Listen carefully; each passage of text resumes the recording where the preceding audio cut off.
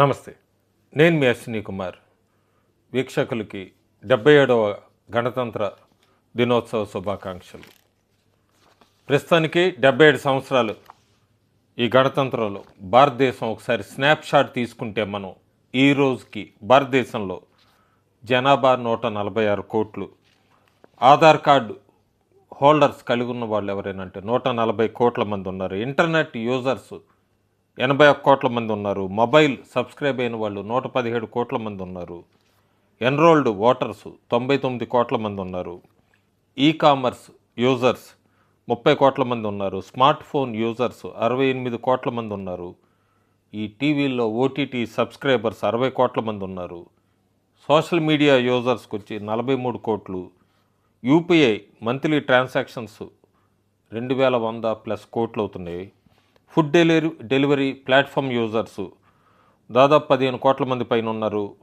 అలాగే 5G యూజర్సు 40 కోట్ల మంది పైన ఉన్నారు. అర్బన్ పాపులేషన్ 37% ఉంది. రూరల్ పాపులేషన్ 63% ఉంది. డిజిటల్ లెర్నింగ్ యూజర్సు 15 కోట్ల మంది పైన ఉన్నారు. హెల్త్ ఇన్సూరెన్స్ యూజర్స్ 60 కోట్ల మంది ఉన్నారు. స్టాక్ మార్కెట్ యూజర్సు 22 కోట్లు. మ్యూచువల్ ఫండ్ ఇన్వెస్టర్స్ 6 కోట్లు. ఈవీ యూజర్స్ 5 కోట్లు. ఇది 2026 జనవరి 26కి మన భారతదేశం ఒకసారి స్నాప్షాట్ తీసుకుంటే రాజ్యాంగం constitution making of Indian constitution మనం చూసుకుంటే 9 డిసెంబర్ 1946 ఫస్ట్ మీటింగ్ జరిగింది కాన్స్టిట్యూయెంట్ అసెంబ్లీ మీద. మొట్టమొదటి మీటింగ్ 1946లో. 26 ఆగస్టు 1947 దీని మీద ఒక డ్రాఫ్ట్ కమిటీ ఒకటి అపాయింట్ అయింది. 26 నవంబర్ 1949లో డ్రాఫ్టింగ్ కంప్లీట్ అయింది. 24 జనవరి 1950 హ్యాండ్ రిటన్ కాన్స్టిట్యూషన్ని సైన్ చేశారు. 26 జనవరి 1950 కాన్స్టిట్యూషన్ లీగల్గా ఎన్ఫోర్స్లోకి వచ్చింది. 11 సెషన్సు, 165 రోజుల డిస్కషన్సు, 299 మంది మెంబర్సు, 2000 అమెండ్మెంట్సు, ఇవన్నీ కూడా ఫైనలైజ్ అయ్యే ముందు జరిగినాయి. మన కాన్స్టిట్యూషన్ని 2 సంవత్సరాల 11 నెలల సమయం, 18 రోజుల సమయం పట్టింది ఫైనల్ డ్రాఫ్ట్కి. సో ఇది మన మేకింగ్ ఆఫ్ ఇండియన్ కాన్స్టిట్యూషన్. 1950 నుంచి ప్రస్తుతం దాకా ఈ 77వ గణతంత్ర ఈ విజయాల కథ చూసుకుంటే మనం ఒకసారి 1950 నుంచి భారతదేశం 77 సంవత్సరాలు 77 విజయాల కింద ఏమేమి చెప్పుకోవచ్చు ఏంటి. రాజ్యాంగం జనవరి 26, 1950 భారతదేశం గణతంత్రంగా మారింది. ప్రజాస్వామ్యానికి పునాది వేసింది. ఎన్నికల సంఘం జనవరి 25, 1950 స్వేచ్ఛ నిష్పాక్షిక ఎన్నికల కోసం ఏర్పాటైంది. 1951 మార్చిలో మొదటి ఆసియా క్రీడలు జరిగినాయి. న్యూఢిల్లీ ఆసియా క్రీడలకు ఆతిథ్యం ఇచ్చింది. మొదటి సాధారణ ఎన్నికలు 1951 నుంచి 52 అందరికీ ఓటు హక్కుతో ఎన్నికలు జరిగినాయి. 1951 ఆగస్టు ఐఐటి ఖరగ్పూర్ మొదటి సాంకేతిక విద్యా సంస్థ ప్రారంభమైంది. 1953 ఆగస్టులో ఎయిర్ ఇండియా జాతీయకరణ అయింది. ప్రభుత్వం ఎయిర్ ఇండియాని జాతీయ సంస్థగా మార్చింది. జనవరి 1954 అణుశక్తి కేంద్రం ట్రాంబే భారతదేశం అణుశక్తి ప్రయాణం మొదలుపెట్టింది. ఆగస్టు 1956 అప్సరా అణు రియాక్టర్ ఆసియాలోనే తొలి అణు రియాక్టర్ నిర్మించబడింది. 1958లో డిఆర్డిఓ స్థాపన, రక్షణ పరిశోధన కోసం కొత్త సంస్థ ఏర్పడింది. 1961లో ఐఐటి చట్టం ఐఐటీలను జాతీయ ప్రాముఖ్యత కలిగిన సంస్థలుగా ప్రకటించారు. అలాగే డిసెంబర్ 1961లో గోవా విముక్తి, పోర్చుగీస్ పాలన ముగించి గోవా భారతదేశంలో కలిపింది. నవంబర్ 1961 ఐఐఎం కలకత్తా మొదటి నిర్వహణ సంస్థ స్థాపించబడింది. అట్లాగే అక్టోబర్ 1963లో కాక్రా నాంగల్ డ్యామ్ పెద్ద ఆనకట్ట నిర్మాణం పూర్తయింది. సాగు, విద్యుత్తు ఇవన్నీ కూడా పెరిగాయి.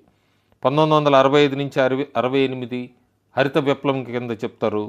కొత్త విత్తనాలతో ఆహార ఉత్పత్తి పెరిగింది.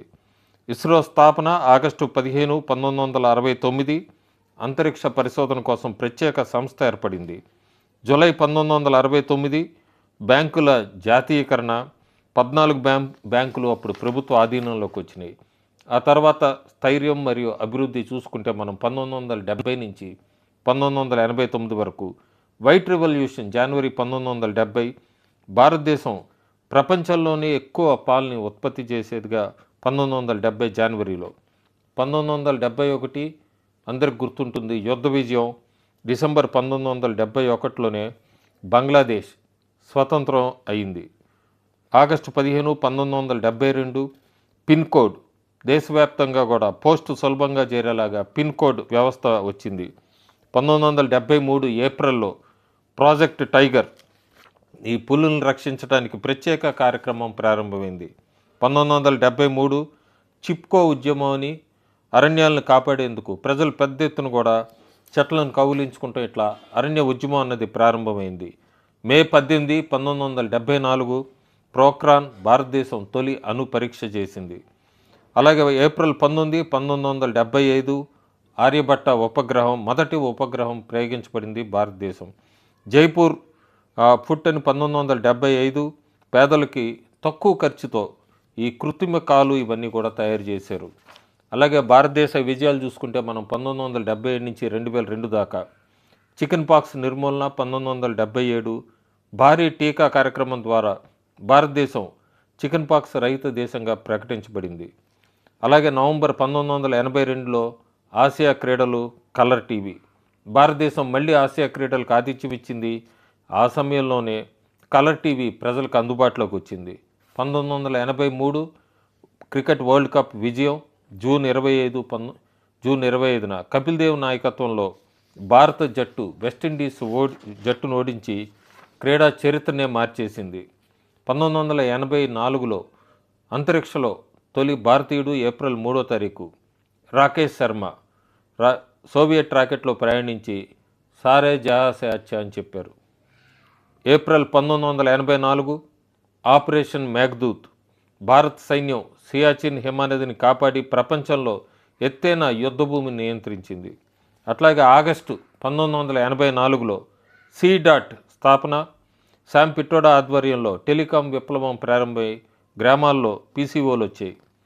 1983 నుంచి 89 తీసుకుంటే మనం క్షిపణి అభివృద్ధి కార్యక్రమం ఏపీజే అబ్దుల్ కలాం నాయకత్వంలో పృథ్వీ మరియు అగ్ని క్షిపణులు తయారైనాయి. 1989లో ఓటు వయసును తగ్గించారు. 61వ సవరణ ద్వారా ఓటు వయసుని 21 నుంచి 18 సంవత్సరాలకి తగ్గించారు. ఆ తర్వాత తీసుకుంటే మనం సాంకేతిక యుగం అని చెప్పచ్చు. స్వేచ్ఛ ఆర్థిక వ్యవస్థ 1999 నుంచి 2009 దాకా. అందులో ముఖ్యంగా 1991లో పారం 8000 సూపర్ కంప్యూటర్ అమెరికా సహాయం లేకుండా భారతదేశం స్వయంగా సూపర్ కంప్యూటర్ను తయారు చేసింది. జూలై 1991లో ఆర్థిక స్వేచ్ఛ అని చెప్పచ్చు. మన్మోహన్ సింగ్ ఆర్థిక వ్యవస్థను ప్రపంచానికి తెరిచారు, ఓపెన్ చేశారు ఆ రోజు. అలాగే మార్చ్ 1992 సత్యజిత్ రే ఆస్కార్ ప్రఖ్యాత దర్శకుడు సత్యజిత్ రేకి ఆస్కార్ ఇచ్చారు. 1993 ఏప్రిల్లో పంచాయతీరాజ్ చట్టం వచ్చింది, గ్రామ స్థాయిలో అధికారాలు ఇచ్చారు. 1994లో Sushmita Sen, Aishwarya Rai miss universe, miss world ప్రపంచ అందాల పోటీల్లో విజయం సాధించారు. 1995 ఆగస్టు 15 ఇంటర్నెట్ ప్రారంభమైంది, ప్రజలకి ఇంటర్నెట్ అందుబాటులోకి వచ్చింది. 1998లో కొంకణ్ రైల్వే కష్టమైన ప్రాంతాల్లో రైల్వే మార్గాన్ని నిర్మించారు. 1998 మేలో ప్రోక్రాన్ 2 అణుపరీక్షలు భారతదేశం పూర్తి అణుశక్తి దేశంగా ప్రకటించుకుంది.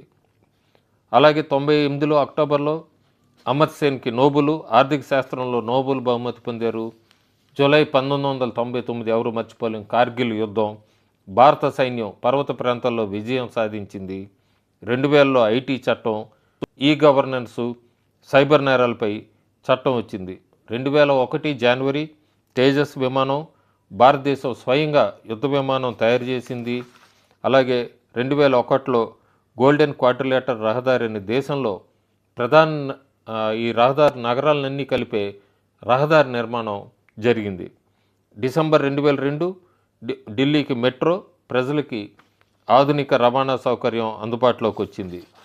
తర్వాత 2005 నుంచి 2023 దాకా తీసుకుంటే భారతదేశ విజయాలు ముఖ్యంగా ఆర్బీఐ చట్టం అక్టోబర్ 2005, ప్రజలకు ప్రభుత్వంపై సమాచారం అడిగే హక్కు ఇచ్చింది.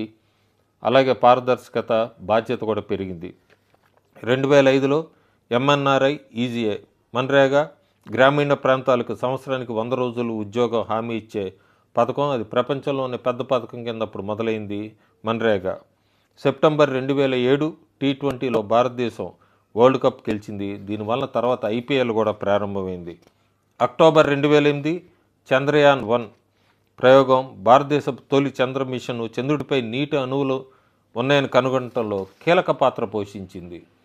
అభినవ్ బింద్రా బంగారు పథకం. ఆగస్టు 2008 బీజింగ్ ఒలింపిక్స్లో తొలి వ్యక్తిగత భారతదేశం నుంచి ఫస్ట్ టైం గెలిచిన వ్యక్తిగా రికార్డు సాధించాడు.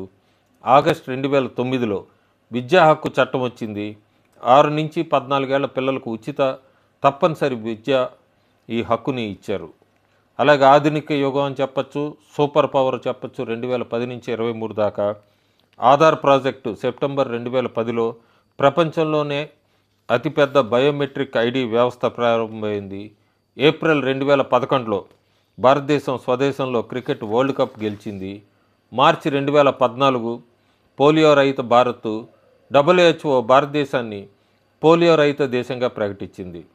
2014 సెప్టెంబర్ మంగళయాన్ మొదటి ప్రయత్నంలోనే మంగళగ్రహ కక్షంలో చేరింది. తక్కువ ఖర్చుతో విజయవంతమైంది. 2015 అంతర్జాతీయ యోగా దినోత్సవం జూన్ 21గా గుర్తింపు పొందింది. 2016 ఏప్రిల్లో యూపీఐ ఈ డిజిటల్ లావాదేవీల్లో భారతదేశం ప్రపంచంలోనే ముందంజకు వచ్చింది. అలాగే 2017 జూలై జీఎస్టీ ఒకే దేశం ఒకే పన్ను విధానం అమల్లోకి వచ్చింది. ఇది కాకుండా ఇంకా మన స్టాచ్యూ ఆఫ్ యూనిటీ అక్టోబర్ 31, 2018 ప్రపంచంలోనే ఎత్తైన విగ్రహం ప్రారంభమైంది. మిషన్ శక్తి 2019 భారతదేశం ఉపగ్రహాన్ని కూల్చిన 4వ దేశం. ఆర్టికల్ 370 రద్దు జరిగింది 2019 ఆగస్టులో. జమ్మూ కాశ్మీర్ ప్రత్యేక హోదా తొలగించబడింది. 2019లో వందే భారత్ ఎక్స్ప్రెస్ భారతదేశపు తొలి స్వదేశీ వేగవంతమైన రైలు. అలాగే 2020 కోవిడ్ సమయంలో భారతదేశం ఈ పీపీఈ కిట్స్, వెంటిలేటర్స్ ప్రపంచంలోనే రెండో పెద్ద ఉత్పత్తిదారుగా దేశంగా మారింది. 2021 వ్యాక్సిన్ మైత్రి అని చెప్పచ్చు మనం. భారతదేశం స్వదేశీ టీకాలు తయారు చేసి ప్రపంచానికి పంపించింది. 2021 ఆగస్టులో జావలిన్ త్రోలో నీరజ్ చోప్రా ఒలింపిక్లో బంగారు పథకం గెలిచారు. 2022 ఐఎన్ఎస్ విక్రాంత్ మొదటి స్వదేశీ విమానం ఈ వాహన్ నౌక ప్రారంభమైంది. అక్టోబర్ 2022 5G అత్యంత వేగంగా 5G సేవలు ప్రారంభమైనాయి. మే 2023 కొత్త పార్లమెంటు భవనం స్వయం ఆధార్ భారతానికి ప్రతీకగా కొత్త భవనం పార్లమెంట్ భవనం ప్రారంభమైంది. అట్లాగే ఆగస్టు 23, 2023లో చంద్రయాన్-3 చంద్రుడు ఈ దక్షిణ ధ్రువంపై ల్యాండింగ్ చేసిన తొలి దేశం కింద రికార్డు సాధించింది.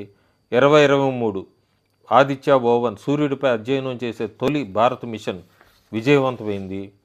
2023 నుంచి 25 తీసుకుంటే G20 అధ్యక్షత వహించడం న్యూఢిల్లీ. భారతదేశం G20 సమావేశానికి ఆతిథ్యం ఇచ్చింది. అన్ని దేశాలు అంగీకరించి గ్లోబల్ సౌత్ తరఫున గొంతుగా నిలిపింది. అట్లాగే అక్టోబర్ 2023లో ఆసియా క్రీడల్లో రికార్డు పథకాలు సాధించాం. హాంకాంగ్లో జరిగిన ఆసియా క్రీడల్లో భారతదేశం తొలిసారి 100 పథకాల మార్కు దాటింది. మొత్తం 107 పథకాలు.